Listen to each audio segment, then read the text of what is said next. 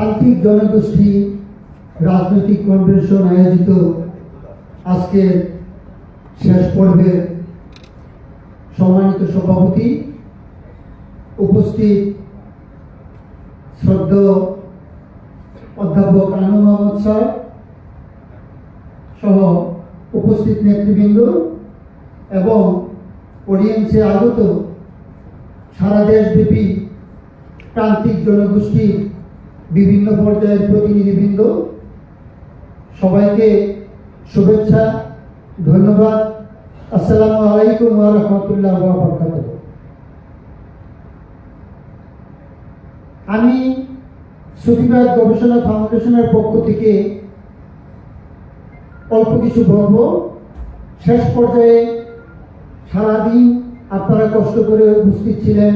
এই মুহূর্তে খুব বেশি কথা শোনার ধৈর্য হয়তো অনেকেরই নেই।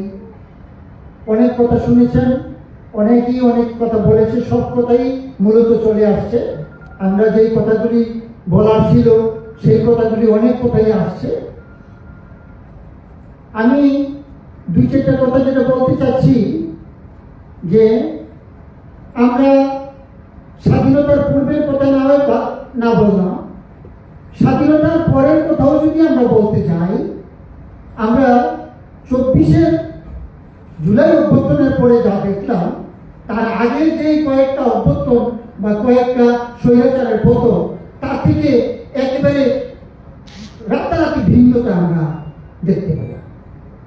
যেটা বলবো যে বৈষম্যের বিরুদ্ধে আন্দোলন দিয়ে এই 24শে আন্দোলন শুরু হয়েছিল, কিন্তু আমরা 24শে পরে বৈষম্য আরো বেড়ে গেল, সেটা সবাই স্বীকার করবে।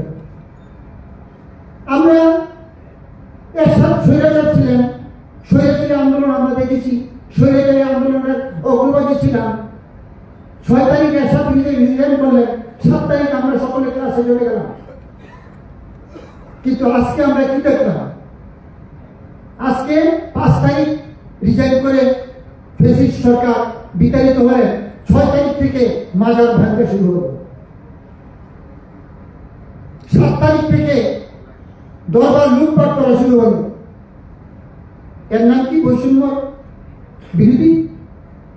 আমরা কি এই জন্য আমরা সেই দিকে আগাচ্ছিলাম? আমরা কি শিক্ষা নিয়ে আমরা সেই একত্রবদ্ধ হলাম? একটা শিক্ষা প্রতিষ্ঠানের ছাত্ররা আরেকটা শিক্ষা প্রতিষ্ঠানে গিয়ে মেরে পিটিয়ে চালিয়ে ওই ইউনিভার্সিটিটা ভেঙে সমস্ত কিছু লুটপাট করে নিয়ে আসে।